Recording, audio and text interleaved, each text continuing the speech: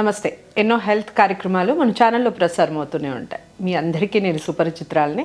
నా ముందు కూర్చున్న వ్యక్తి కూడా మీ అందరికీ సుపరిచితురాలే. ప్రగతి గుర్రం గారు, ప్రముఖ కార్డియాలజిస్ట్.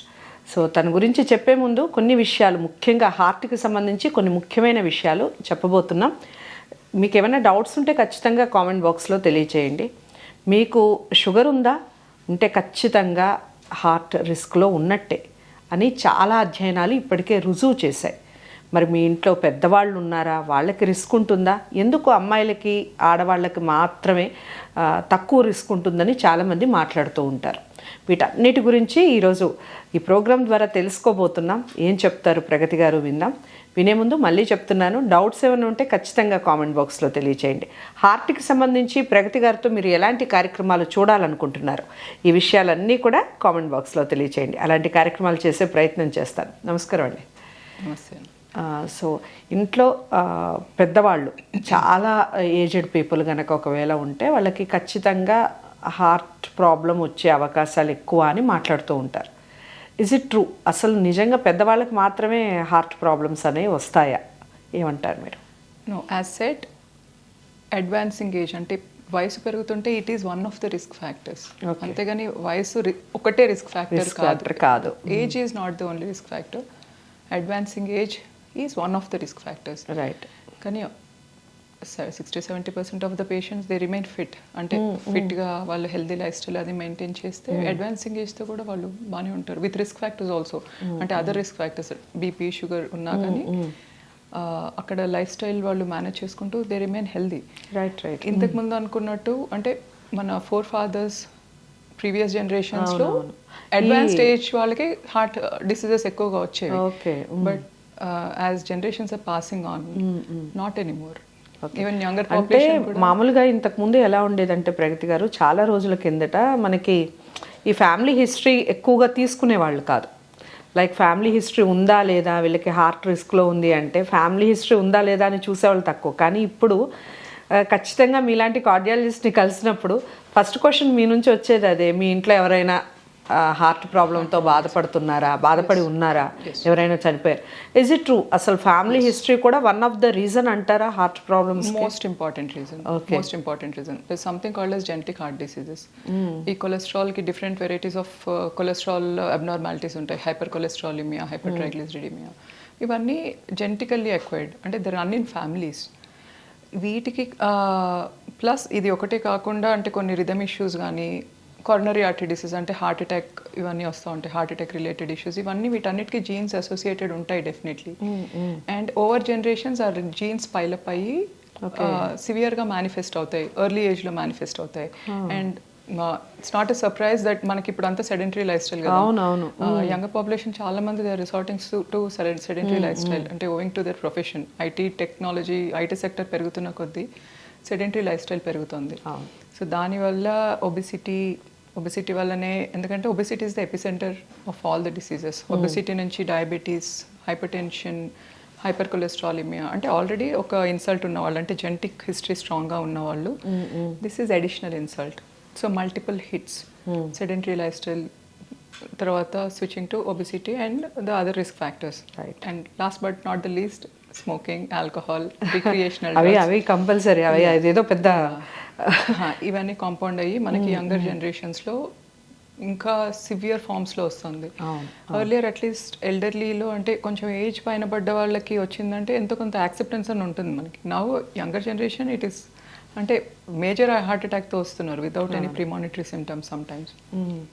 సో మీరు అన్నారు ఇప్పుడు ఒబెసిటీ గురించి మాట్లాడితే, యాక్చువల్గా ఒబెసిటీ అన్నప్పుడు చాలామంది లావుగా ఉన్న ప్రతి ఒక్కళ్ళకి కొలెస్ట్రాల్ ఉంటుందంటారా? కొలెస్ట్రాల్ ప్రాబ్లంతోనే హార్ట్ అటాక్స్ వస్తాయంటారా? ఒబెసిటీ ఉన్న ప్రతి ఒక్కళ్ళకి కొలెస్ట్రాల్ ఉండే అవకాశం ఉంటుందా? చెప్పండి.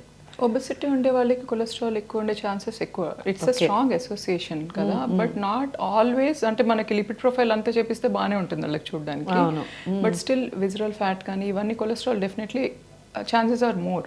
ఓకే.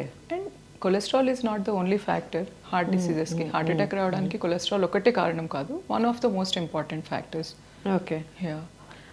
సో చాలామంది ఆడవాళ్ళ గురించి మాట్లాడితే ఇంట్లో ఆడవాళ్ళకి రిస్క్ తక్కువగా ఉంటుంది అని మాట్లాడతారు.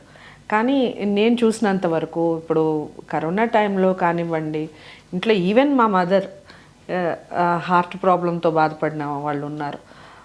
నిజమంటారు అసలు అబ్బాయిలను బట్టి చూస్తే, అంటే మగవాళ్ళని బట్టి చూస్తే ఆడవాళ్ళకి హార్ట్ ప్రాబ్లమ్స్ తక్కువగా వచ్చే అవకాశం ఉంటుందంటారు? That's the strongest myth. అంటే విమెన్కి హార్ట్ ప్రాబ్లమ్స్ తక్కువగా వస్తాయి అనుకునేది చాలా hard. It's the strongest myth. దానివల్లనే we are actually losing many women. అవును. ఎందుకంటే దెర్ ఆర్ రీజన్స్. విమెన్కి ఈస్ట్రోజన్ అంటే ఫీమేల్ హార్మోన్ ఉంటుంది కదా, female sexual hormone. Oestrogen to an extent is protective. When compare to men oestrogen is definitely protective. Okay. కానీ once మనకి menopause achieve అవ్వక ముందు వరకు ఎంతో కొంత ప్రొటెక్షన్ ఉంటుంది oestrogen. But it's not like 100% seal కాదు, but relatively oestrogen is a vasodilator. కొంచెం ఇన్ఫ్లమేషన్ తక్కువ ఉంటుంది when compare to men. So menopause వరకు ఆ రిస్క్ డెఫినెట్లీ విమెన్లో తక్కువ ఉంటుంది మెన్ కంటే. బట్ వన్స్ మెనోపాజ్ రీచ్ అయ్యాక that risk skyrockets. It is as good as for men. And one other thing ఏంటంటే విమెన్లో సిమ్టమ్స్ కూడా టిపికల్ సిమ్టమ్స్ ఉండవు. మెన్కి ఎట్లా అయితే టిపికల్ సిమ్టమ్స్ ఉన్నాయి, సమ్టైమ్స్ ఆ టిపికల్ సిమ్టమ్స్ ఉండకపోవచ్చు. ఉమెన్లోనా? Typical of heart disease symptoms women. అసలు అదే డేంజర్ కదా. They come with atypical symptoms most of the times. అంటే ప్రికింగ్ పెయిన్ లేకపోతే some non specific pain. So they also tend to ignore because they actually don't know the symptoms. అయ్యో. Atypical symptoms విమెన్లో ఎక్కువ ఉంటాయి. Plus as మీరు అన్నట్టు విమెన్లో తక్కువ ఉంటాయి అన్న మిత్తోనే చాలా మంది they don't come to the hospital. అవునవును. And when they come with అసలు ముఖ్యంగా విమెన్ చాలా నెగ్లెక్ట్ చేస్తారు, చాలా హెల్త్ ని. అవును, చాలా నెగ్లెక్ట్ చేస్తారు. అంటే పర్టైనింగ్ టు అంటే ఫ్యామిలీ రెస్పాన్సిబిలిటీస్ కానీ సోషల్ కాజెస్ కానీ అగైన్ ఏమీ అవ్వదు మాకు అనుకున్న దాంతో. So that's how it regular screenings are important. So రెగ్యులర్గా ఈ ఫ్యామిలీ హిస్టరీ ఉన్న వాళ్ళు ఎలాంటి టెస్ట్లు చేయించుకోవాలి రెగ్యులర్గా? ఇన్ కేస్ మన ఫ్యామిలీలో ఇదే ప్రాబ్లంతో చనిపోతున్నారు చాలామంది అని అనుకుంటే ఎలాంటి టెస్ట్లు బెటర్ అంటారు? Basic investigations, basic cardiac workup, ECG, ఒక స్ట్రెస్ టెస్ట్ అంటే ట్రెడ్మిల్ టెస్ట్. ఇవి అందరికీ యాక్సెసిబుల్ ఉండేవి. They are not expensive investigations. We don't need fancy investigations. ఇప్పుడు మనకు బయట ల్యాబొరేటరీస్లోకి వెళ్తే they come back with the booklet of investigations. అవును.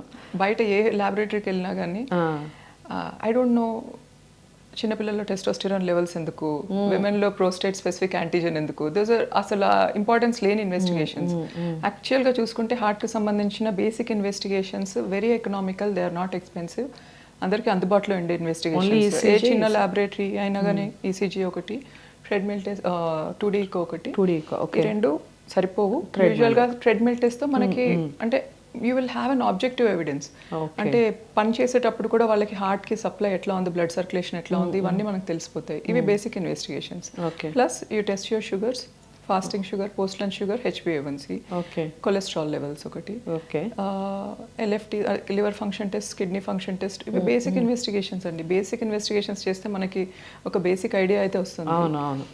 అన్నెసరీ ఫ్యాన్సీ ఎక్స్పెన్సివ్ ఇన్వెస్టిగేషన్స్ అవసరం లేదు.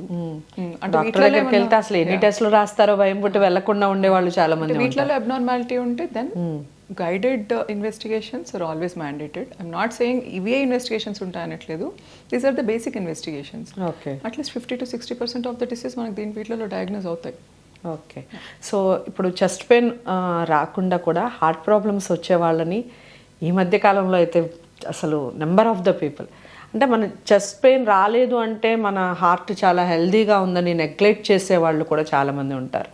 హార్ట్ పెయిన్ వచ్చే ముందు ఎగ్జాక్ట్ సిమ్టమ్స్ ఎలా ఉంటాయి చెప్పండి? Heart pain, first heart pain అంటే కార్డియాక్ సిమ్టమ్స్ చెప్తాను, ఆ తర్వాత సిమ్టమ్స్ లేకపోతే ఏం చేయాలో చెప్తాను. Okay. So cardiac symptoms, cardiac pain angina అంటాం. So it is called as angina.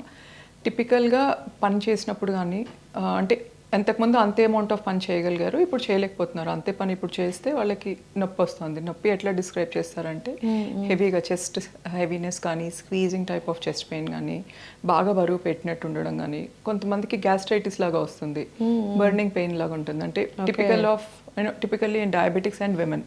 ఇందాక ఎటిపికల్ సిమ్టమ్స్ విమెన్లో ఎక్కువ ఉంటాయి అనుకున్నాం కదా. సో విమెన్లో జస్ట్ అసిడిటీ లాగా వస్తుంది అనమాట. అసిడిటీ లాగా వచ్చే పెయిన్ కూడా హార్ట్ పెయిన్ అవ్వచ్చు. Exactly 30% of the patients they just ignore it as gastric pain. Gastric pain అని యాంటాసిడ్స్ తీసుకుంటారు, సిరప్స్ తీసుకుంటారు, అవన్నీ తీసుకొని they sit at home till it evolve into a major event. Okay. So and then ఈ pain పని చేస్తుంటే యాక్టివిటీతో ఎక్కువ అవుతుంది, రెస్ట్ తీసుకుంటే తక్కువ అవుతుంది. And it typically goes to anywhere between neck, jaw line కానీ, నెక్ కానీ, shoulder, back are అంబలికస్, navel. So anywhere between the jaw line and navel, umbilicus వరకు ఎక్కడికైనా పాకొచ్చు నొప్పి. So angina is only one of the symptoms. It is called angina.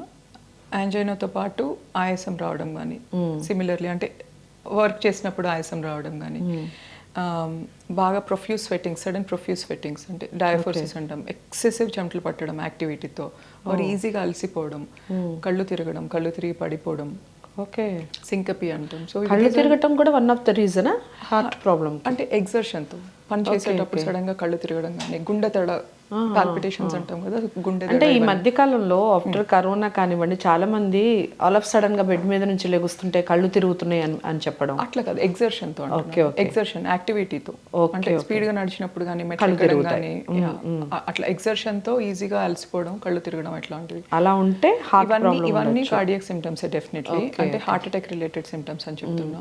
So women లో as said atypical symptoms ఉండొచ్చు. Typical గా అంటే ఇంత పనికి ఇంతే నొప్పి వస్తుంది అనే గ్యారంటీ లేదు, ఆర్ ఇదే కైండ్ ఆఫ్ పెయిన్ వస్తుంది అన్న గ్యారంటీ లేదు, just gastritic pain. So 90% of the times patients will have some or the other premonitory symptoms. ఏదో ఒక సిమ్టమ్ ఉంటుంది, ఖచ్చితంగా ఉంటుంది, మనం అది గమనించలేము. Grossly neglected. నెగ్లెక్ట్ ఎందుకు చేస్తాము? 2 reasons. Because of lack of knowledge, తెలియకపోవడం వల్ల, అవేర్నెస్ లేకపోవడం వల్ల ఒకటి, ఇంకొకటి అవేర్నెస్ కల్పిస్తున్నారు, మీడియా ఇంత పెరిగిపోయింది కానీ అవేర్నెస్ లేకుండా చాలా మంది, ఇంకొకటి యాక్సెప్టెన్స్ ఉండదు, మాకెందుకు ఉంటుందిలే అన్నది. కొంతమందికి యాక్సెప్టెన్స్ ఉండదు. Right, 2 things. So 90% of the times patient కి సిమ్టమ్స్ ఉంటాయి. Those are called as premonitory symptoms which are often neglected. 10% మాత్రం నిజంగానే సిమ్టమ్స్ లేకుండా రావచ్చు.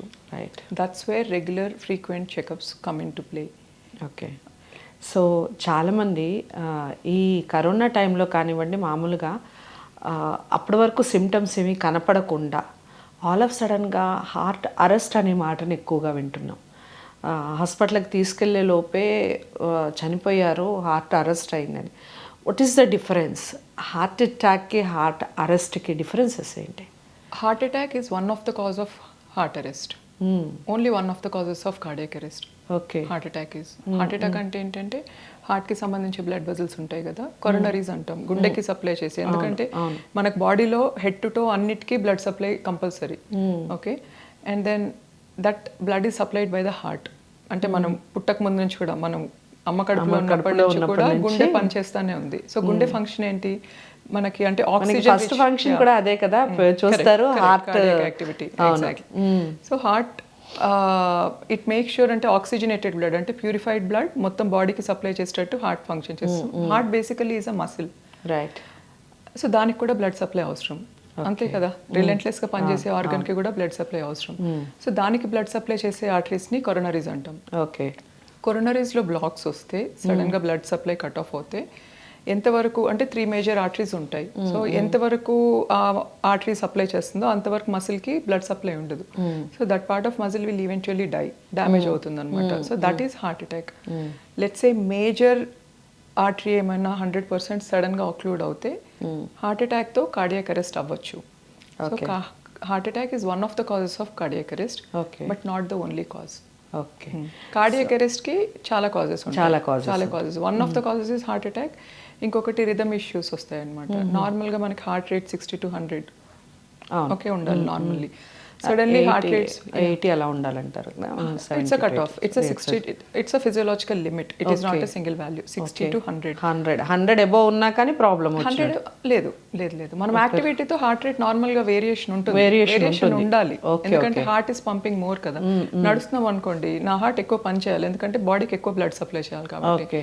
సో అప్పుడు హార్ట్ రేట్ పెరుగుతుంది, దట్ ఈస్ ఫిజియోలాజికల్. కానీ నేనేం పని చేయకుండా జస్ట్ కూర్చొని ఉన్నాను, suddenly heart rate will shoot up to 300-600 times. Or suddenly heart rate may fall as low as 30. So ఈ హార్ట్ రేట్ సడన్ గా ఎక్కువైనా, సడన్ గా పడిపోయినా హార్ట్ లో నుంచి పంపింగ్ తగ్గిపోతుంది, కార్డియాక్ అవుట్పుట్ అంటాం. కార్డియాక్ అవుట్పుట్ తగ్గిపోయినప్పుడు బ్లడ్ బ్రెయిన్ సర్క్యులేషన్ తగ్గిపోతుంది, ఇవన్నీ అవుతాయి. Arrhythmias, they are called as arrhythmias. ఎక్కువ ఉంటే టాకీ అరిథ్మియా, తక్కువ ఉంటే బ్రాడీ అరిథ్మియా అంటాం. ఈ అరిథ్మియాస్ కానీ, సో వీటి వల్ల సడన్ కార్డియాక్ అరెస్ట్ అయ్యే ఛాన్స్ ఉంటుంది, cardiac arrest. These are only one of the causes. Heart attack is one of the causes. Cardiac అరెస్ట్కి మెనీ అదర్ కాజెస్ ఉండొచ్చు. ఓకే. కోవిడ్ తర్వాత వచ్చిన cardiac arrest most of them are heart attacks, because COVID was thrombogenic. Thrombogenicity అంటే ఏంటంటే blood clot అయిపోతుంది. మామూలుగా మనకి ఇప్పుడు ఆర్టరీస్ పైప్ లైన్స్ అనుకోండి, బ్లడ్ ఫ్లోస్ ఇన్ ఇట్, కంఫర్టబుల్గా ఫ్లో అవుతుంది, ఫ్లో అవ్వాలి. ఎక్కడైనా కానీ క్లాట్ అయిపోయింది అనుకోండి, అది ఏ ఆర్గన్కి అయితే బ్లడ్ సప్లై చేస్తుందో దానికి బ్లడ్ సప్లై కట్ ఆఫ్ అయిపోతుంది అండ్ ఆ ఆర్గన్ డ్యామేజ్ అవుతుంది. So COVID was thrombogenic, which means blood clotting tendency పెరిగిపోయింది అనమాట. అందుకనే బ్రెయిన్ స్ట్రోక్స్ కానీ, అంటే బ్రెయిన్కి సప్లై చేసే బ్లడ్ వెజల్స్లో క్లాట్స్ వస్తే బ్రెయిన్ స్ట్రోక్స్, హార్ట్కి సప్లై చేసే బ్లడ్ వెజల్స్లో క్లాట్స్ వస్తే హార్ట్ అటాక్స్, ఇంటెస్టైన్స్కి సప్లై చేసే బ్లడ్ వెజల్స్లో బ్లాక్స్ వస్తే ఇంటెస్టైన్ గ్యాంగ్రీన్ కానీ, నెక్రోసిస్ కానీ, ఇంటెస్టైన్ డ్యామేజ్, కాళ్ళకి బ్లడ్ సప్లై కట్ ఆఫ్ అయిపోతే peripheral arterial disease significant. So Covid, that was Covid వల్ల వచ్చే ఇంత భయంకరమైన ప్రాబ్లమ్స్. ఓకే. సో చాలామంది మీలాగా సన్నగా ఉండేవాళ్ళు, నాలాగా లావుగా ఉండేవాళ్ళని, లావుగా ఉండే వాళ్ళకి హార్ట్ ప్రాబ్లమ్స్ వచ్చేస్తాయి, సన్నగా ఉండే వాళ్ళకి అసలు హార్ట్ ప్రాబ్లం రాదు అని మాట్లాడేవాళ్ళు ఈ మధ్యకాలంలో మనం ఒక యూట్యూబ్ ఆన్ చేస్తే ఇలాంటి వీడియోస్ చేసేవాళ్ళు చాలామంది ఉంటారు. Is it true? అసలు నిజంగా స్లిమ్గా ఉంటే హార్ట్ ప్రాబ్లం రాదా? ఫస్ట్ ఆఫ్ ఆల్ మీరు లాగలేరు, కొంచెం ఎవరంతా బొద్దుగా ఉన్నారు. Yeah, it's again a myth. అంటే సన్నగా ఉన్న వాళ్ళకి ఖచ్చితంగా రాదు, లావుగా ఉన్న వాళ్ళకి 100% వస్తుంది అనుకోవడం తప్పు. సన్నగా ఉన్నా కానీ ఓవరాల్గా there is something called as visceral fat. Okay. అంటే ఆర్గన్స్ చుట్టూ ఉన్న ఫ్యాట్, దాన్ని విజరల్ ఫ్యాట్ అంటాం. సో ఓవరాల్గా అమౌంట్ ఆఫ్ బాడీ ఫ్యాట్ తక్కువ ఉన్నా కానీ ఆర్గన్స్లో ఉన్న పేరుకుపోయిన ఫ్యాట్ ఆర్ ఆర్గన్స్ చుట్టూ ఉన్న ఫ్యాట్, విజరల్ ఫ్యాట్ ఒకటి, హిడెన్ ఫ్యాట్ అని ఉంటుంది, యూజువల్గా ఈ మసిల్ లేయర్స్ మధ్యలో కలెక్ట్ అయింది. సో ఈ ఫ్యాట్స్ ఏంటంటే they trigger inflammation. So at the end of the day it is inflammation that causes the disease. So lean doesn't mean they are spared from diseases. లీన్గా ఉన్నారని చాలా మంది, అది బేసిక్గా వాళ్ళ metabolic profile that they are lean and they start eating anything. అవును, లీన్గా ఉన్నారని వాళ్ళకి రెస్ట్రిక్షన్ ఉండదు, ఫుడ్ రెస్ట్రిక్షన్ ఉండదు, దే ఇట్లీ అన్ని తినేయచ్చు, ఏం తిన్నా మేము లావు కావలేదు కాబట్టి మాకేది రాదు, ఈ టైప్ ఆఫ్ ఇది ఎక్కువగా కనిపిస్తుంది. లావుగా ఉన్న వాళ్ళు definitely they are at higher risk. I'm not giving that positive thing to them. లావుగా ఉన్న వాళ్ళు హై రిస్క్లో ఉన్నారు, బట్ సన్నగా ఉన్న వాళ్ళు రిస్క్ ఫ్రీ అయితే కాదు. సో మనం ఏది బ్యాలెన్స్డ్గా తినాలి, సో తినాలి అనే టాపిక్ వచ్చింది కాబట్టి ఒక విషయం చెప్పండి. ఆయిల్ ఫుడ్స్, ఈ ఫ్రైడ్ ఫ్రూట్స్ ఎక్కువగా తినే వాళ్ళకి ఈ హెల్దీ హార్ట్ ఉండదు అనేది ఒక టాక్. Is it true? అసలు మనం హెల్దీగా ఉండాలి అంటే ఎలాంటి ఫుడ్ తీసుకోవాలి? ఇవి తినటం వల్ల నిజంగా రిస్క్ ఉంటుందంటారా? డెఫినెట్లీ రిస్క్ ఉంటుంది. Okay. But at the end of the day it depends on the type of oil that they consume, amount of oil that they consume. So దానివల్లే కొలెస్ట్రాల్ పెరుగుతుందని కూడా మాట్లాడుతూ ఉంటారు. ఓన్లీ ఆయిల్స్ వల్ల cholesterol పెరగదు. Okay.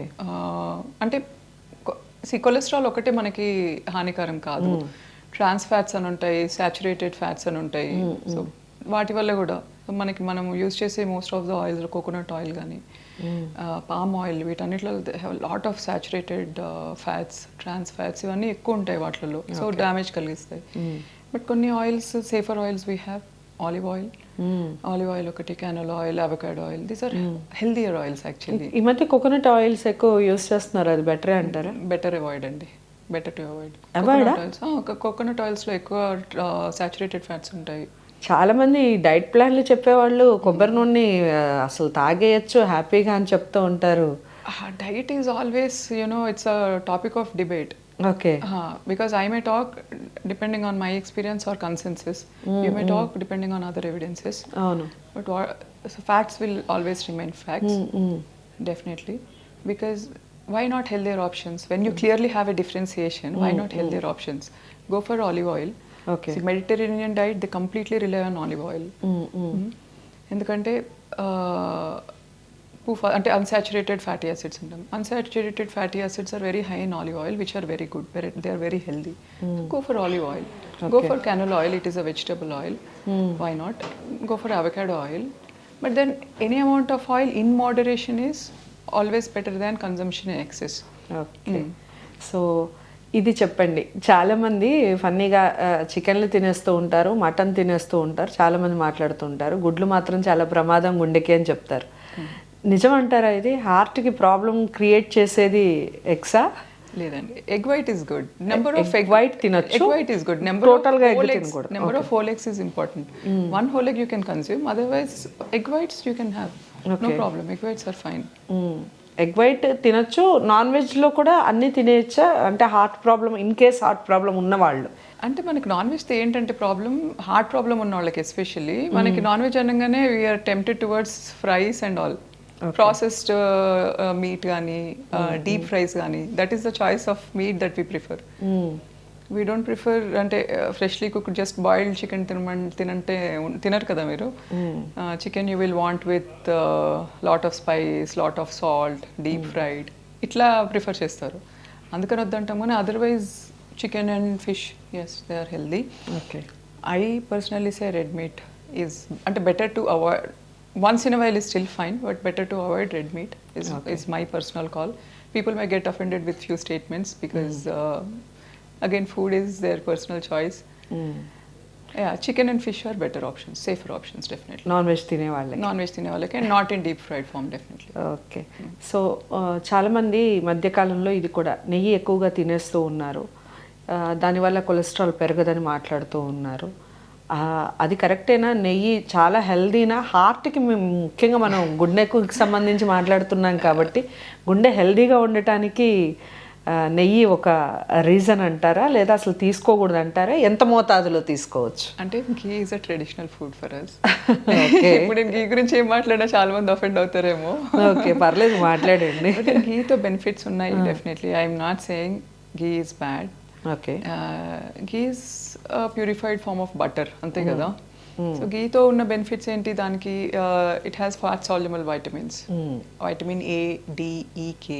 Okay. Okay. It gives, it releases gut friendly ఒక short chain fatty acid ఉంటుంది, butyrate అని. So it is gut friendly, it decreases inflammation. Benefits చెప్తున్నాను, I'm just telling you the benefits of ghee.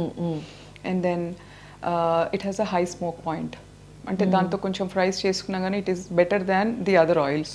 High smoke point ఉంటుంది కాబట్టి that way it is better. వాడటం కూడా benefits ఉన్నాయి. కానీ then at the same time it has a lot of saturated fats also. Saturated fats are strict no for heart health. So if somebody wants to consume ghee, better in moderation. As per recommendations, not more than 13 grams per day. If you're consuming, if your diet plan is close to 2000 calories. Okay. ఈ good fats, bad fats అని మాట్లాడుతూ ఉంటారు. మీరు చెప్పండి, ఏంటి good fats ఏంటి అసలు? ఈ గుడ్ ఫ్యాట్స్ అసలు ఉండాలి అంటే మనకి మనం ఏం తీసుకోవాలి, ఎలాంటి ఫుడ్ తీసుకోవాలి? అంటే మనం గుడ్ ఫ్యాట్స్ అంటే హెచ్డిఎల్ ఒకటి, హై డెన్సిటీ లైపోప్రోటీన్స్ ఒకటి గుడ్ ఫ్యాట్స్ అంటాం మనం. కానీ మనము యూజువల్గా డైటరీ మోడిఫికేషన్తో గుడ్ ఫ్యాట్స్ మనం అంటే యూజువల్గా మనం తీసుకునే డైట్స్తో they may actually not affect the amount of HDL. ఎందుకంటే HDL levels are always, or most of the times they are genetic. But it can maintain, HDL levels can be maintained. Whereas LDL cholesterol, very low density lipoproteins కానీ saturated fats, trans fats, they are very bad. Okay. They are very bad. And PUFAs అంటాం, polyunsaturated fatty acids, omega-3 fatty acids, 6 fatty acids, they are healthy again, fatty acid form లో. గుండె గురించి మాట్లాడుతూ, ఇంతకుముందు eggs గురించి మాట్లాడుతూ మీరు only white egg తినొచ్చు అని చెప్పారు. అసలు ఎగ్గే ప్రమాదం అని మాట్లాడే వాళ్ళు ఉన్నారు. ఎగ్ ఎంతవరకు అసలు మనకి బెనిఫిట్స్ ఇస్తుంది, ఎంతవరకు ప్రమాదం, ఏ స్థాయిలో ప్రమాదం చెప్పండి? Egg is rich in nutrients and proteins, healthy amino acids. But then number of eggs always matters. One full egg, at least ఒక 50 గ్రామ్ ఎగ్ ఉందనుకోండి, ఒక 180 milligrams కొలెస్ట్రాల్ ఉంటుంది. So healthy individuals who are non diabetic, non obese people, cardiac history లేని వాళ్ళు, they can consume one whole egg and అడిషనల్గా egg whites తీసుకోవచ్చు. But then already ఒకసారి heart disease ఉన్నవాళ్ళు ఆర్ డయాబెటీస్ ఉన్నవాళ్ళు, ఒబీస్ ఉన్నవాళ్ళు కొంచెం కాషన్తో తీసుకోవాలి. అంటే egg is not the only food that has cholesterol కదా. So everything in moderation is always advisable. But then as well అంటే అలాంగ్ విత్ కొలెస్ట్రాల్ ఎగ్లో వేరే న్యూట్రియంట్స్ కూడా ఉన్నాయి. It is definitely nutrient rich. మనం ఒకవేళ egg, if you want to include egg, balance it somewhere else. అంటే ఓవరాల్గా మీ diet ప్లాన్లో cholesterol intake తగ్గించుకోండి. Just because it has high cholesterol అని మనం ఎగ్ని కంప్లీట్గా కట్ ఆఫ్ చేయక్కర్లేదు. But 1 egg per day, 1 whole egg plus egg whites. Rather heart failure patientsకి to keep up their protein intake, I mean protein levels in the body, egg white తీసుకోమని చెప్తాం. ఎందుకంటే egg white is rich in natural protein. But then egg white చెప్తాం. సో egg white అందరు తినండి ఇంక ఇప్పటి నుంచి చెప్తున్నారు కాబట్టి. సో ఒక విషయం చెప్పండి, మనకి ఎక్సర్సైజెస్ అనేవి చాలా రకాలు. ఈ మధ్య కాలంలో అయితే అసలు ప్రతిదీ ఎక్సర్సైజ్ చెప్తున్నారు. ఈ ఎక్సర్సైజ్ తగ్గితే బాడీ ఇలా ఉంటుంది అలా ఉంటుంది. అసలు మన బాడీకి, మన జీవన శైలికి, మన రొటీన్ లైఫ్కి ఎక్సర్సైజ్ ఎంత అవసరం, ఏ స్థాయిలో అవసరం చెప్పండి. ఎక్సర్సైజ్ మనకి మీరే అన్నారు కదా, అంటే ఇప్పుడు నన్ను అడిగితే నేను 100% ఎక్సర్సైజ్ అని చెప్తాను. కానీ exercise, any form of exercise మీ ఫీజిబిలిటీని బట్టి, మీ యాక్సెసిబిలిటీని బట్టి, మీకున్న టైంని బట్టి మీరు చూస్ చేసుకోండి, ఇంట్రెస్ట్ని బట్టి. కొంతమందికి స్విమ్మింగ్ ఇంట్రెస్ట్ ఉండొచ్చు, కొంతమందికి ప్లేయింగ్ బ్యాడ్మింటన్ ఇంట్రెస్ట్ ఉండొచ్చు, జస్ట్ ఇప్పుడు పికల్ బాల్ వచ్చింది లేటెస్ట్గా, అది అయి ఉండొచ్చు. కొంతమందికి dance, Zumba or yoga, aerial yoga, aerobics, any form of exercise is absolutely fine. Okay. Unless and until you are aiming at something. అంటే మీకు ఒక బాడీ షేప్ కావాలి, నాకు 6 pack కావాలి అంటే అప్పుడు మీ ట్రైనింగ్ ప్రోటోకాల్స్ మారుతాయి. కానీ for overall fitness and health any form of exercise is exercise అనేది అవసరం. Any form of exercise is fine. Moderate intensity activity. But at least you make sure ఒక 150 minutes per week పెట్టుకోవాలి. At least ఒక 150 minutes per week చేస్తున్నామా లేదా చూసుకోండి. That is the minimum. 150 minutes 150 minutes per week. అంటే ఒక 1.5 hour. 30 minutes per day, 5 days in a week. Okay. 30 minutes in a day, 5 days hours దగ్గర 2 hours పైన అనుకోండి. 2.5 hours. That's all you need. You don't have to, అంటే hours together మనం జిమ్లో spare చేయాల్సిన అవసరం లేదు. Right. Not at all. For fitness and health if you're aiming at, this is the minimum amount of exercise it is recommended. And exercise ఒకటే కాదు, దాంతోపాటు diet కూడా ఈక్వల్లీ ఇంపార్టెంట్. చాలా important. 50% diet contributes to your weight. So diet గురించి మాట్లాడే ముందు exercise గురించి మాట్లాడుతున్నాం కాబట్టి ఒక విషయం చెప్పండి. ఇది యాక్చువల్గా మా ఇంట్లో మా మదర్ మాట్లాడే మాటలు.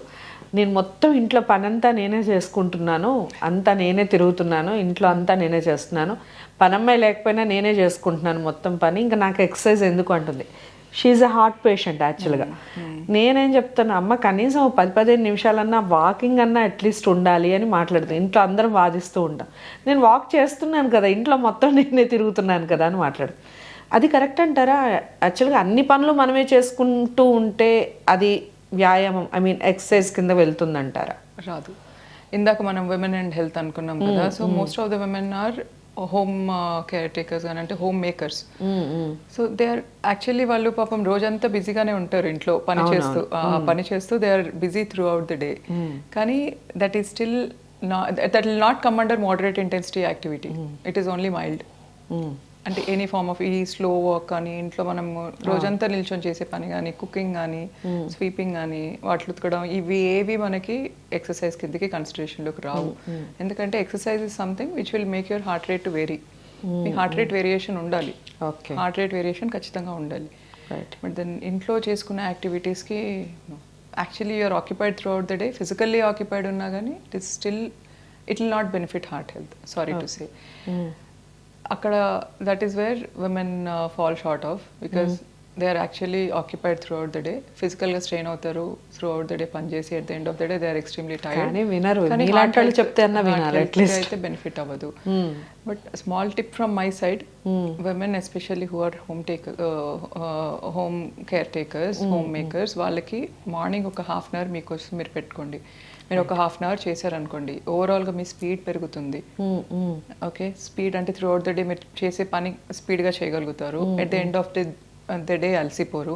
Plus at the same time మీ హార్ట్ హెల్త్ కూడా మీ చేతుల్లో, మీ కంట్రోల్లో ఉంటుంది.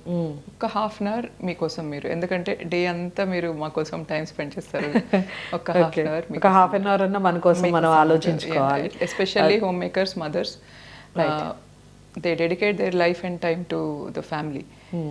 వాళ్ళ కోసం వాళ్ళు ఒక 1/2 hour, 1 hour, 1/2 hour అన్న అట్లీస్ట్ ఈ వీడియో చూసాకన్నా at least kind of destressor. Exercise is a destressor. చాలా మంది ఇది చెప్తారు ప్రగతి గారు, ఏంటంటే నేను నడుస్తున్నాను నడక సరిపోతుంది అని, లేదా నేను స్విమ్ చేస్తున్నాను అది సరిపోతుందని. అసలు ఈ నడక ఒక్కటి చాలంటారా? వాకింగ్ అంటే ఏ స్థాయిలో ఉండాలి? వాకింగ్ కూడా నార్మల్గా ఇప్పుడు మీరు అన్నట్టుగా ఒక హాఫ్ అన్ అవర్ రోజు నడిచేస్తే సరిపోతుందా? ఆ నడకలో కూడా కాస్త స్పీడ్గా ఉండాలంటారా, లేకపోతే ఎలా ఉండాలి ఆ నడక విధానం? వాక్ ఉండాలి, అట్లీస్ట్ 5.5 to 6 km/h స్పీడ్ చెప్తున్నాను. Okay okay. అండ్ ఆ స్పీడ్ మనకి ఒకటేసారి అడ్వాన్స్ బిల్డ్ అవ్వదు. ఎక్సర్సైజ్ ఎప్పుడైనా మనం గ్రాడ్యువల్గానే బిల్డప్ చేసుకోవాలి. ఎందుకంటే ఆఫ్ లైట్ మనం చూసిన న్యూస్లో సడన్గా అంటే ఈ ఎక్సర్సైజ్ చేస్తూ సడన్ కార్డియాక్ అరెస్ట్ అయ్యేవాళ్ళు ఇవన్నీ జిమ్లో ఇవన్నీ చాలా ఫ్రీక్వెంట్గా వింటున్నాం కదా. సో మోస్ట్లీ యంగ్స్టర్స్ అంటే they suddenly jump on to exercise. అంటే ఇప్పుడు ఎవరో చెప్పారని రేపు పొద్దున్నే స్టార్ట్ చేసేస్తారు full on 2.5 hours exercise. That is not recommended. Exercise ఎప్పుడైనా గ్రాడ్యువల్గానే స్టెప్ అప్ చేస్తూ పోవాలి. ఓకే, ఇందాక అనుకున్నట్టు మోడరేట్ ఇంటెన్సిటీ యాక్టివిటీ అయితే at least 30 minutes is the minimum and the face of walk should be good enough.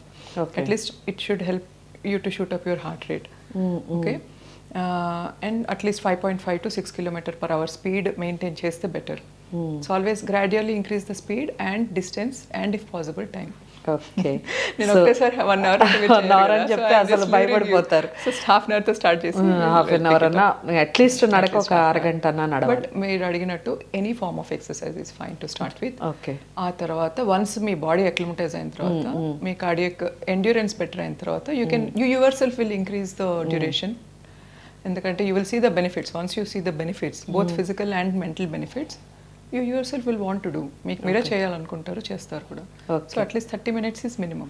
Okay, ఈ మధ్య కాలంలో ఇంకొక వర్డ్ ఎక్కువగా వింటున్నాం. సాఫ్ట్వేర్ ఎంత డెవలప్ అయిందో, టెక్నాలజీ ఎంత డెవలప్ అయిందో అంత ఎక్కువగా వింటున్న వర్డ్ స్ట్రెస్ అనేది.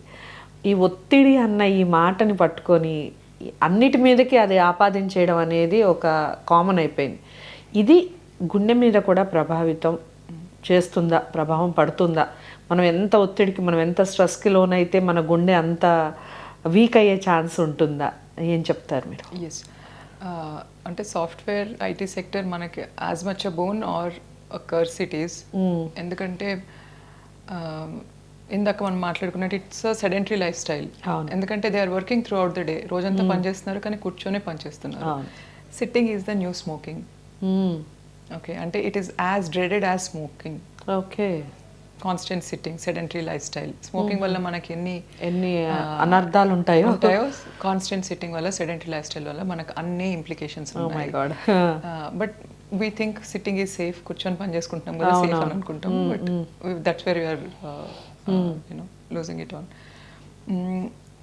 సో వన్ థింగ్, ఫిజికల్గా యాక్టివ్గా లేనందువల్ల ఒబెసిటీ పెరుగుతుంది. ఒబెసిటీ రిలేటెడ్ హెల్త్ ఇష్యూస్ పెరుగుతాయి. ప్లస్ కాన్స్టెంట్గా ఒకే ప్లేస్లో కూర్చొని అదే పని చేయడం వల్ల and then the targets that they have which they have to meet, వాళ్ళకు ఉండే ప్రెషర్స్ వల్ల కూడా it is definitely hitting on there brains.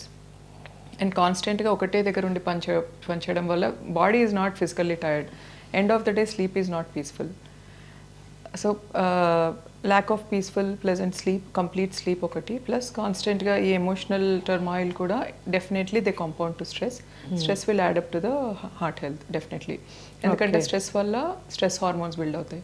క్యాటకోలమిన్స్ అని, కార్టిసాల్ అని, ఈ హార్మోన్స్ అన్ని బిల్డ్ అవుతాయి which have a very very bad effect on all the organs of the body, not only heart. Brain stroke risk కానీ, cardiac risk కానీ multiply అవుతుంది stress వల్ల. And it is true. Stress గురించి మాట్లాడారు కాబట్టి ఈ స్ట్రెస్ అనేది అందరూ ఫేస్ చేస్తున్న విషయం. మనం ఓన్లీ ఐటీ సెక్టార్ గురించి మాట్లాడుకున్నాం, ఎందుకంటే పాపం వాళ్ళు పొద్దున్న మీరు అన్నట్టుగా పొద్దున్న నుంచి సాయంత్రం దాకా కూర్చొనే పని చేస్తారు కాబట్టి. ఈ కూర్చొని పని చేసే వాళ్ళు కాదు, ఈవెన్ ఇంట్లో ఉండే వాళ్ళైనా ప్రతి ఒక్కళ్ళు ఈ మధ్యకాలంలో ఈ స్ట్రెస్కి లోన్ అవుతున్నారు. అనుకోకుండా యాంగ్జైటీ వచ్చేస్తుంది, మనుషుల మీద ఆ ప్రభావం పడుతూ ఉంది. ఈ ఓవర్గా యాంగ్జైటీగా ఫీల్ అవ్వడం కానీ, ఓవర్గా ఈ స్ట్రెస్గా ఫీల్ అవ్వడం వల్ల కూడా గుండె జబ్బులు అనేవి వచ్చే అవకాశం ఉంటుంది. కాబట్టి చిన్న టిప్ చెప్పండి, అసలు దీన్ని ఓవర్కమ్ చేయాలంటే ఏం చేయాలంటారు? మీరు ఎక్సర్సైజ్ స్టార్ట్ చేసి చూడండి. ఎక్సర్సైజ్ ఎందుకంటే మీకు ఎక్సర్సైజ్తో యాజ్ మచ్ ఫిజికల్ బెనిఫిట్స్ ఎట్లా ఉన్నాయో మీకు ఎమోషనల్ బెనిఫిట్స్ కూడా, మెంటల్ బెనిఫిట్స్ కూడా. మీరు అంటే అన్ని మానేసి ఇది ఒక్క మాట విని రేపటి నుంచి జస్ట్ స్టార్ట్ చేయండి. And start with small. Don't start at once 1 hour 2 hours చెప్పట్లేదు. Start with small. 15-20 minutes నుంచి స్టార్ట్ చేయండి. ఒక 21 days చేసి చూడండి. And then at the end of 21 days probably ఒక హాఫ్ అన్ అవర్ అయినా చేయగలిగారు అనుకోండి, మీకు అంత కెపాసిటీ పెరిగింది అనుకోండి. First you will see yourself in shape. అంటే మీకు వన్స్ ఒకసారి ఎక్సర్సైజ్ అలవాటు అయింది అనుకోండి, కొంచెం షేప్ బెటర్ అవుతున్న కొద్దీ it's like a positive reinforcement. You will want to do it more. And definitely మీకు ఎక్సర్సైజ్ వల్ల ఎండార్ఫిన్స్ రిలీజ్ అవుతాయి. అంటే you will feel good about your self. Okay, endorphins make you feel good about your self. Happy hormones అంటాం. So happy hormones release అవుతాయి. Ultimately మీకు definitely stress and body అలసిపోతుంది కాబట్టి నిద్ర మంచిగా పడుతుంది. అంటే మీకు sleep is like rejuvenation time కదా, both for your body and for your mind. ఓవరాల్గా your stress will come down. Okay, so if you ask me only one tip, I will still say it is exercise. Because despite my work goes on forever, but then I make sure I exercise. I wake up at 5 o'clock, 5:30. I exercise. I go to hospital by 7:30. Not that I am late to hospital.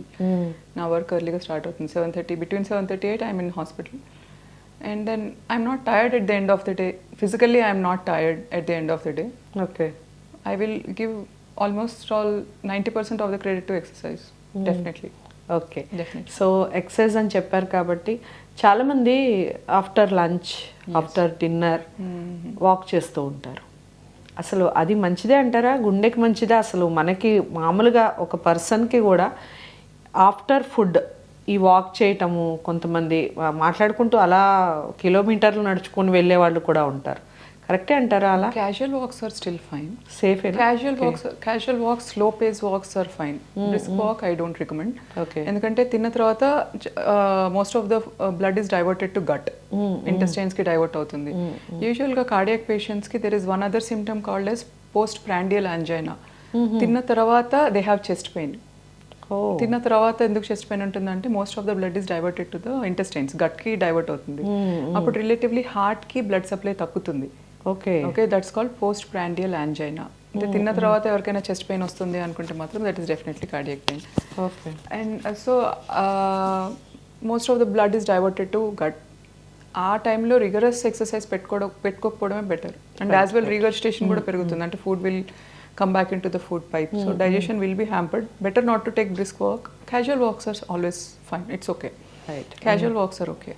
I wouldn't say no for casual walks, but then rigorous exercise, brisk walk మాత్రం avoid చేస్తే better. Okay, నేను చాలా ఫిట్గా ఉన్నాను, నేను చాలా హెల్దీగా ఉన్నాను, నేను షేప్ వైజ్గా కానీ అన్ని రకాలుగా ఫిట్గా ఉన్నాను, ఇలాంటి వాళ్ళు, ఇలా మాట్లాడే వాళ్ళు రెగ్యులర్ చెకప్స్, ముఖ్యంగా హార్ట్కి సంబంధించి మానేయచ్చు అంటారా, లేదా రెగ్యులర్గా చెకప్స్ అవసరం అంటారా? ఏం చెప్తారు మీరు? Over an age at least 30 years above మాత్రం still regular at least annual checkups are mandated. At least annual checkups are mandated. Annually ఒకసారి చేయించుకోవాలి. ఎలా? Annual checkups are mandated. Okay. Good that you're in good shape. Good, you just continue with the healthy lifestyle that you're having. You will not have anything else. But then మనకి genetics, ఇందాక మాట్లాడుకున్నట్టు genetics కానీ advancing ఏజ్ని మనం ఆపలేం కదా. Those are non modifiable risk factors. So non modifiable risk factors వల్ల కూడా మనకి ఫ్యూచర్లో డిసీజెస్ వచ్చే ఛాన్సెస్ ఉన్నాయి. That we cannot neglect. So no question about it. ఫిట్గా ఉన్నా కానీ బెటర్ టు గెట్ యువర్ చేయించుకోవాల్సి. అంటే because we have many patients who are athletes. They have very good endurance, high intensity training చేస్తారు, అన్ని చేస్తారు, కానీ they are coming with significant diseases. But one thing good about them is because of the lifestyle they are still able to tolerate that amount of disease is how I interpret. అంత disease, అంత severe form of డిసీజ్తో ఉన్నా కానీ they are still okay. They are okay. They will cope up after treatment also. That is because they are fit. Okay. So ఈ విషయం చెప్పండి. మామూలుగా stunts వేస్తూ ఉంటారు, హార్ట్ ప్రాబ్లం వచ్చింది, కొన్ని బ్లాక్స్ ఉండటం వల్ల అని నేను విన్నంత వరకు. ఏ స్థాయిలో ఉన్నప్పుడు స్టంట్స్ వేస్తారు, ఎప్పుడు బైపాస్కి వెళ్తారు, అసలు ఏంటి డిఫరెన్స్ ఏంటి? తర్వాత ట్రీట్మెంట్కి సంబంధించి మాట్లాడదాం. స్టంట్స్ ఏ టైంలో వేస్తారు, ఏ టైం బైపాస్కి వెళ్తారు, ఏ టైంలో, అంటే ఏ స్థాయిలో ఉన్నప్పుడు బైపాస్కి వెళ్తారు? అంటే స్టంటింగ్ కానీ బైపాస్ కానీ అల్టిమేట్గా what we look at is okay, heart మజిల్కి బ్లడ్ సర్క్యులేషన్ రెస్టోర్ అవ్వాలి.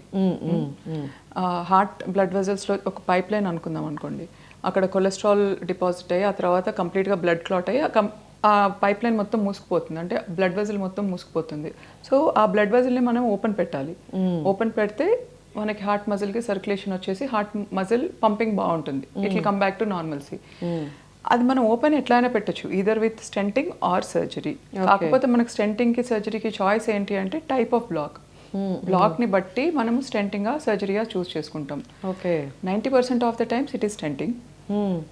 ఇప్పుడు interventional cardiology is highly equipped for complex diseases also. అంటే ఎక్కువ కాల్షియం ఉన్నా కానీ మల్టిపుల్ ఆర్టరీస్లో బ్లాక్స్ ఉన్నా కానీ మనము స్పెషల్ ఎక్విప్మెంట్ యూస్ చేసి స్టెంట్ చేయొచ్చు. కాకపోతే కొన్ని అట్లీస్ట్ ఒక 5 to 10% ఆఫ్ పేషెంట్స్లో స్టెంట్ చేయలేము. స్టెంట్ చేసినా కరెక్ట్ బెనిఫిట్ ఉండదు, కంప్లీట్ 100% బెనిఫిట్ ఉండదు. ఆర్ పేషెంట్ మళ్ళీ వెనక్కి వస్తాడు అనిపిస్తుంది కొంతమందికి. Or most importantly diabetic patients they have 3 major ఆర్టరీస్లో బ్లాక్స్ ఉండొచ్చు, లాంగ్ సిగ్మెంట్ డిసీజ్ ఉండొచ్చు, బ్రాంచెస్లో కూడా డిసీజ్ ఉండొచ్చు, మల్టిపుల్ బ్లాక్స్ బేసికల్లీ. సో అట్లాంటి వాళ్ళకి మనము స్టెంట్ పెట్టినా కానీ 100% వాళ్ళకి జస్టిఫై చేయలేకపోవచ్చు ఆ డిసీజ్ని. బికాజ్ మీరు స్టంట్స్ గురించి మాట్లాడారు కాబట్టి ఒక చిన్న క్లారిఫికేషన్ ఇవ్వండి. ఈ స్టంట్స్ వేసాక మళ్ళీ కొన్ని రోజులకంటే లైక్ 1 or 2 monthsలో మళ్ళీ సర్జరీకి వెళ్ళే ఛాన్సెస్ ఉంటాయా? మళ్ళీ హార్ట్ పెయిన్ రావటము అలా ప్రొసీజర్ అవసరం పడచ్చు అంటున్నారా? Well, I'll just talk about surgeries and stenting first, and then I'll come back to that next. కొన్ని రకాల అంటే కొన్ని డిసీజెస్లో ఫ్యూ అనాటమీస్లో they may need surgery. Otherwise 90% of the times it is stenting only. So stenting or surgery we ultimately aim at circulation restoration, heart మజిల్కి circulation restore అవ్వాలి. And coming to your question, few మంత్స్లో మళ్ళీ వెనక్కి రావచ్చా అంటే yes, 1 to 2% patients will come back. Not lot of them, but 1 to 2% patients will come back. Stent కానీ graft, bypass graft చేసినా కానీ గ్రాఫ్ట్ బంద్ అవ్వడం లేకపోతే స్టెంట్ క్లోజ్ అవ్వడం 1 to 2% రిస్క్. స్టంట్స్ సరిగ్గానే ఉండి మళ్ళీ వేరే బ్లాక్స్ రావచ్చా? అంత అక్యూట్ ఫేజ్లో రాకపోవచ్చు. 1 to 2 monthsలో వేరే ఆర్టరీస్లో అంత ఈజీగా డిసీజ్ ప్రోగ్రెస్ అవ్వదు. బట్ వేసిన స్టెంట్లోనే కంప్లీట్గా క్లోజ్ అయ్యి రావచ్చు, అక్లూడ్ అయ్యి రావచ్చు. వేరియస్ కాజెస్ ఉంటాయి వాటికి. కొంతమంది మెడికేషన్ మానేస్తూ ఉంటారు, అంటే స్టెంట్ పెట్టిన తర్వాత 2 blood thinners మీద ఉండాలి, స్టాప్ మెడికేషన్. ఆర్ కొంతమందికి ఆ బ్లడ్ థిన్నర్స్ పనిచేయవు, ఎస్పెషల్లీ క్లాపిడోగ్రిల్ అనే మెడికేషన్. ఇండియన్స్లో చాలా మందికి క్లాపిడోగ్రిల్ రెసిస్టెన్స్ ఉంది. So that may not work, the medication that they take may not work. 3 కొంతమంది స్మోక్ చేస్తే ఆ స్టెంట్లో కూడా సడన్గా బ్లడ్ క్లాట్ అయ్యే ఛాన్స్ ఉంటుంది. So it increases stent thrombosis, అంటే థ్రాంబోజెనిక్ అనమాట, అంటే క్లాటింగ్ టెండెన్సీ పెరుగుతుంది స్మోకర్స్లో. స్మోకర్స్ కానీ bad lifestyle, various causes. Okay. So stents గురించి మాట్లాడినప్పుడల్లా, ఈ మందుల గురించి మాట్లాడినప్పుడల్లా, సర్జరీల గురించి మాట్లాడినప్పుడల్లా చాలామంది చెప్పే మాట ఏంటంటే, ఇప్పుడు నేను ఆరోగ్యంగానే ఉన్నాను కదా, నేను హెల్తీగానే ఉన్నాను కదా, ఇంకా నేను స్టాప్ చేసేయచ్చా మెడిసిన్ అని మాట్లాడుతూ ఉంటారు. మెడిసిన్ హార్ట్కి సంబంధించి వన్స్ స్టార్ట్ అయ్యాక టిల్ ద ఎండ్ ఇంకా మనం బ్రతికినంత కాలం మందులు వేసుకుంటూనే ఉండాలా? ఎప్పటి వరకు వేసుకోవాలి? అంటే మందులు వాడారు కాబట్టి బాగున్నారు మర్చిపోతాం కదా. అంటే ఇప్పుడు స్టెంట్ పెట్టామనుకోండి, బ్లడ్ థిన్నర్స్ ఖచ్చితంగా వాడాలి. There is no way that you will not use your medication unless and అంటే ఏదైనా మేజర్ బ్లీడింగ్ రిస్క్ కానీ ఎక్కడి నుంచైనా బ్లీడ్ అవుతే తప్పితే usually they cannot stop their medication. 1, 2 cholesterol medication అయితే ఖచ్చితంగా వాడాలి కదా. కొలెస్ట్రాల్ లోవరింగ్ మెడికేషన్ 100% వాడాలి. అంటే these are very minimal drugs. ఒకవేళ హార్ట్ అటాక్తో పాటు పంప్ కూడా తగ్గిపోయింది అనుకోండి, దానికి వేరే సెపరేట్ మెడికేషన్ అవసరం ఉంటుంది. డయాబెటీస్ ఉంటుంది చాలా మందికి, డయాబెటిక్ మెడికేషన్ అవసరం ఉంటుంది. They will need medication, they cannot stop medication, but then you will tailor the medication. అంటే గోయింగ్ ఫార్వర్డ్ 2 blood thinners సెపరేట్గా కాకుండా కాంబినేషన్ ఇవ్వడం, పాలిపిల్స్ అంటాం. So you can give it as a polypill. Number of medicines తగ్గుతాయి going forward. అంటే acute అంటే అప్పుడే అయిన హార్ట్ అటాక్ అంటే మనము ఒకసారి స్టెంటింగ్ అనే సర్జరీ అయిపోయిన తర్వాత హార్ట్ ఇంప్రూవ్ అవుతుంది కదా, సో అప్పటికి డిఫరెన్స్ ఉంటుంది అండ్ మెడికేషన్ కూడా తగ్గుతుంది. So we tailor it according to the patient's recovery. అందుకే 3 monthsకి ఒకసారి 6 monthsకి ఒకసారి చూస్తాం కదా రికవరీని బట్టి. We will only decrease the number of medication. అంతేగాని ఇప్పుడు బాగానే ఉన్నాను అని అన్ని స్టాప్ చేస్తే మళ్ళీ he's going to come back and get admitted for sure. ఇందాక అనుకున్నాం కదా 1 to 2% risk, so that person will fall in to that risk. Okay. So గుండె జబ్బులు ఎక్కువ కాలం గుండెకి సంబంధించిన మందులు వేసుకోవటం వలన, అంటే హార్ట్కి సంబంధించిన ఈ మెడికేషన్ వాడటం వలన రిస్క్ ఎక్కువగా ఉంటుందని మాట్లాడుకునే వాళ్ళు ఎక్కువ మంది అయ్యారు. మీరు ఏం చెప్తారు? నిజంగా ఈ మందులు ఎక్కువ కాలం వాడుతూ, లైక్ ఇప్పుడు మీరు చెప్పినట్టుగా ఈ 3 months 6 months ఈ డాక్టర్ని అస్సలు కన్సల్ట్ అవ్వకుండా వాళ్ళు మందులు తీసుకొచ్చుకొని కంటిన్యూగా మందులు వేసుకోవడం వల్ల కూడా రిస్క్ ఉంటుందా? That is what I said, అంటే tailoring of medication is always important. అందుకనే క్లోజ్ ఫాలోఅప్లో ఉంచుకుంటాం కార్డియాక్ పేషెంట్స్ని. అంటే మనకి హార్ట్ మీద పనిచేసే మెడికేషన్స్ అన్ని కొన్ని కిడ్నీ మీద అట్లా ఎఫెక్ట్ ఉంటాయి డెఫినెట్లీ.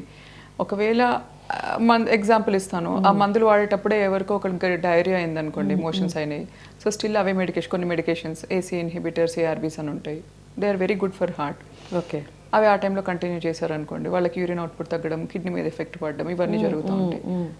సైడ్ ఎఫెక్ట్ లేని మెడికేషన్ ఉండదు. There is no drug without side effect. ఆ డ్రగ్ రిక్వైర్మెంట్ని బట్టి, అప్పుడు అవసరాన్ని బట్టి ఆ మెడికేషన్ ఇస్తాం మనం. అందుకనే that is the reason frequent follow-ups are important. అంటే కొంతమంది their just lost to follow up, వాళ్ళకి ఇష్టం వచ్చిన డోసెస్ వాడుకుంటూ ఉంటారు. అప్పుడు వాళ్ళకి ఎంత డోస్ అంటే లెట్సే అడ్మిట్ అయినప్పుడు హై బ్లడ్ ప్రెషర్స్ ఉన్నాయనుకోండి, తర్వాత వాళ్ళు గుడ్ దట్ లైఫ్ స్టైల్ మేనేజ్మెంట్తో వాళ్ళ బ్లడ్ ప్రెషర్స్ తగ్గినాయి అనుకోండి, అదే అమౌంట్ ఆఫ్ మెడికేషన్ వాడుతూ ఉన్నారు అనుకోండి, ఈవెన్చువల్లీ హైపోటెన్షన్ అయ్యి కళ్ళు తిరిగి పడిపోవడం ఇవన్నీ జరుగుతూ ఉంటాయి. That is what I'm saying. అందుకని frequent follow-ups are important. Okay, so వీటి వల్ల, ఇలా వాడటం వల్ల కూడా మనకి కిడ్నీకి సంబంధించిన జబ్బులు కానీ ఇలాంటివి వచ్చే అవకాశాలు ఉన్నాయి? కిడ్నీకి సంబంధించిన జబ్బు రాదు, సైడ్ ఎఫెక్ట్స్ వస్తాయి. వేరే అదర్ కాజెస్ వల్ల సైడ్ ఎఫెక్ట్ లేని మెడిసిన్ ఏది ఉండదు. ఇట్స్ నేను ఒకవేళ సైడ్ ఎఫెక్ట్ 0 ఉంది అంటే అది నేను అబద్ధం చెప్పినట్టు. Any medication that you take will have a side effect. Okay, అవి మానిటర్ చేసుకుంటూ, but at the same time they need those medications. ఆ మెడిసిన్స్ అవసరం కాబట్టే ఇస్తున్నాము. అండర్ అబ్జర్వేషన్ ఫ్రీక్వెంట్గా blood picture, complete blood picture ఒకటి, kidney function test, cholesterol, liver function test చేసుకుంటూ they can కాదు, they have to continue the medication. Okay, never ever అంటే పేషెంట్స్ వాళ్ళకంతా వాళ్ళు మందులు ఆపకూడదు, ఎవరి సలహా మీద కూడా ఆపకూడదు, unless and until it is a professional. Okay, only your doctor will know you completely. So ఈ విషయం చెప్పండి, గుండెకి సంబంధించిన టెస్టులు చేయించుకునే వాళ్ళు, లైక్ ఇప్పుడు మీరు అన్నట్టుగా మనం ఇంతసేపు డిస్కస్ చేసాం, చాలామంది రెగ్యులర్గా చెకప్లు చేయించుకోవాలనుకుంటారు, చాలామంది నాకేం లేదనుకొని లాస్ట్ 6 months బ్యాక్ చేయించుకున్నాను కాబట్టి ఇప్పుడేం లేదని మాట్లాడుకునే వాళ్ళు ఉంటారు.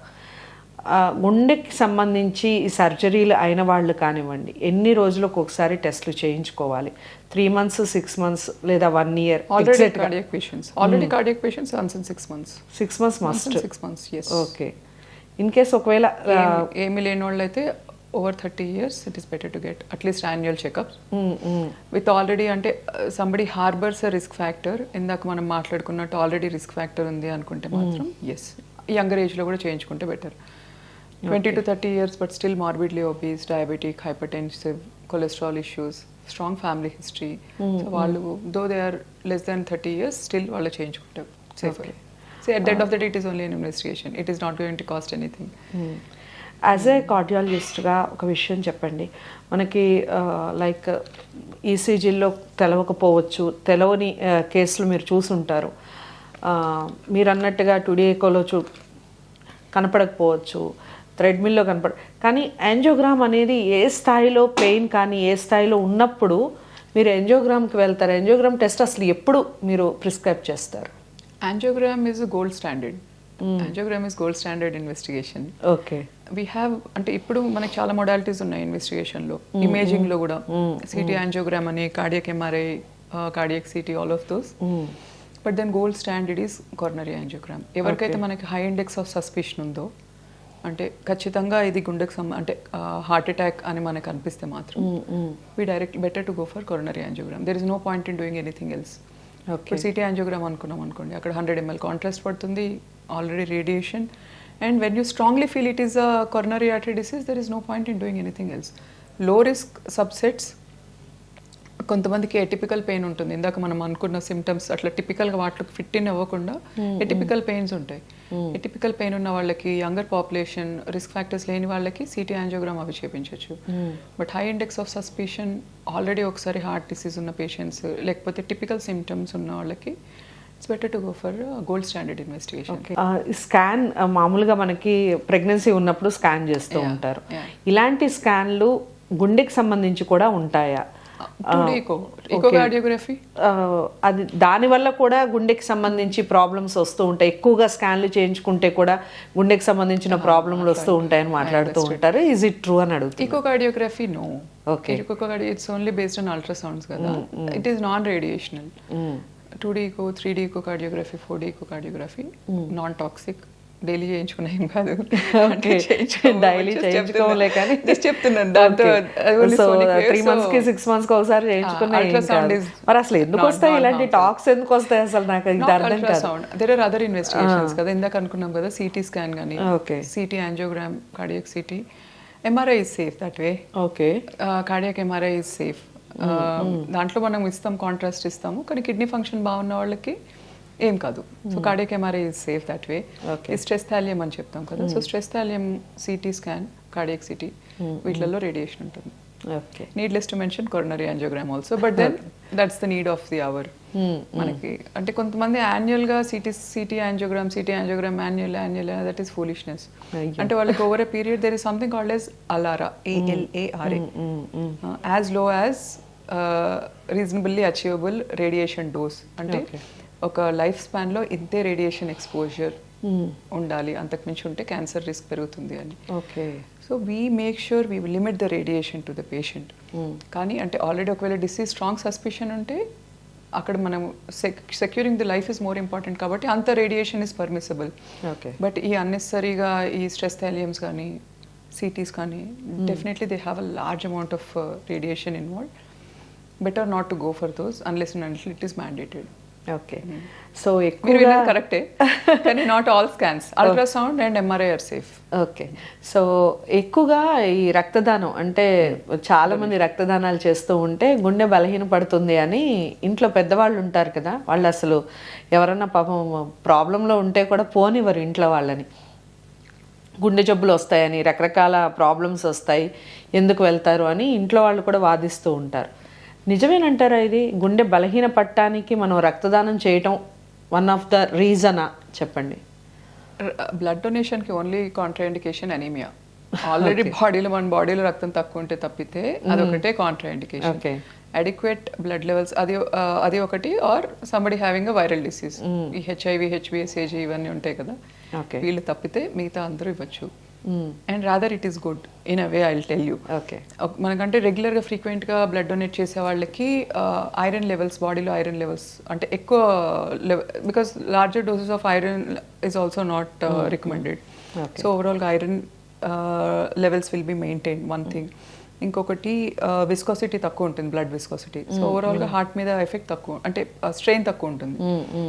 సో హిమోగ్లోబిన్ అడిక్వేట్ అమౌంట్లో ఉన్న వాళ్ళు, yes, it is good, it is healthy to donate blood. As well, you are saving somebody else's life.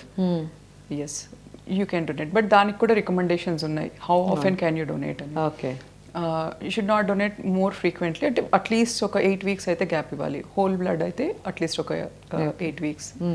Are double RBC అంటాం, అంటే they extract only blood, red blood cells, వాళ్ళైతే 12 weeks ఆగితే better, once in 4 months. So and then nutrition, if you want to regularly donate something, you make sure you maintain your nutrition. అదే అడుగుదాం అనుకుంటున్నాను. ఇప్పుడు మామూలుగా ప్రగతి గారి దగ్గరకు వచ్చిన వాళ్ళకి చాలా మంది మీరు రకరకాల టెస్టులు రాస్తూ ఉంటారు, రకరకాల ప్రాబ్లమ్స్తో మీ దగ్గరకు వస్తూ ఉంటారు. ఎలాంటి ఫుడ్ తీసుకోవాలి, నా గుండె ఆరోగ్యంగా ఉండాలి అంటే నేను రోజు ఏం తినాలి అని అడిగే వాళ్ళు ఉంటారు. మీరు రెగ్యులర్గా మీరు ప్రిస్క్రైబ్ చేసే ఫుడ్ ఏంటి చెప్పండి. మరి నేను చెప్పింది ఖచ్చితంగా తింటారా? తినాలనే కదా ప్రోగ్రామ్ చేస్తున్నాను, చెప్పండి. అంటే మనకి మెడిటరేనియన్ డైట్స్ అని ఉంటాయి, నార్డిక్ డైట్స్ అని ఉంటాయి, something called as DASH diet. So these are the diets. అంటే they sound fancy but they are not as complex as much to understand. DASH diet అంటే dietary approach to stop hypertension. Okay, అంటే BP ఎక్కువ ఉన్న వాళ్ళకి. Basically BP కానీ, sugar కానీ, cholesterol కానీ, ఇవన్నీ life style diseases. Agreed. Definitely అంటే సమ్ జెనెటిక్ కాంపోనెంట్ ఉంటుంది, but 70 to 80% or more than that, 80 to 90% of the time it is definitely life style related, life style diseases ఇవి. So మనం life style regulate చేసుకుంటే, అంటే ఒక balanced diet with exercise compound చేసుకుంటే, most of them can be kept under control or cured also. So first ఇన్స్టెన్స్లో if I meet any person, young individual especially, with border line blood pressures కానీ, border line sugars, border line cholesterol levels, I would not recommend treatment at once. I will never. First వాళ్ళకి ఖచ్చితంగా dietary modification and exercise మీద ఒక 5 minutes I talk about it. Make sure they follow it, because they will be cured with little amount of weight loss కానీ little dietary adjustment cure అవుతారు. Let's say hypertension blood pressures borderline ఎక్కువ ఉంటే dietary approach to stop hypertension అంటే low salt diet. So salt మనం actually food ఎక్కడ salt ఎక్కువ ఉంటుంది, pickles కానీ preserved foods, pickles, papads or processed food. బయట మనం నగెట్స్ అని ఇవన్నీ తింటాం కదా, they processed food, they have preservatives. And then as a part of preservation salt is an ingredient. ఎందుకంటే కొంచెం ఫుడ్ తొందరగా స్పాయిల్ అవ్వదు సాల్ట్తో. So they have a lot of salt in it. So low salt diet plus diet that is rich in fresh fruits and vegetables, right, and water consumption to be maintained at least 3 to 4 liters per day, and exercise. This will come under a DASH diet. Okay. Mediterranean diets, ante Mediterranean countries in Greece gani Italy gani, they follow these diets.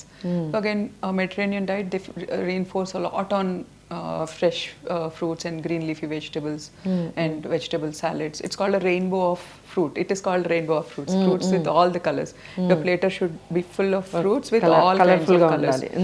And then they use olive oil more, right, than any other oils. When it comes to meat, they consume more of lean protein, chicken, fish. They decrease the amount of red meat consumption. Right. This comes under Mediterranean diet. And then Nordic diet is also more or less a similar diet. Right. Okay. These are healthier options.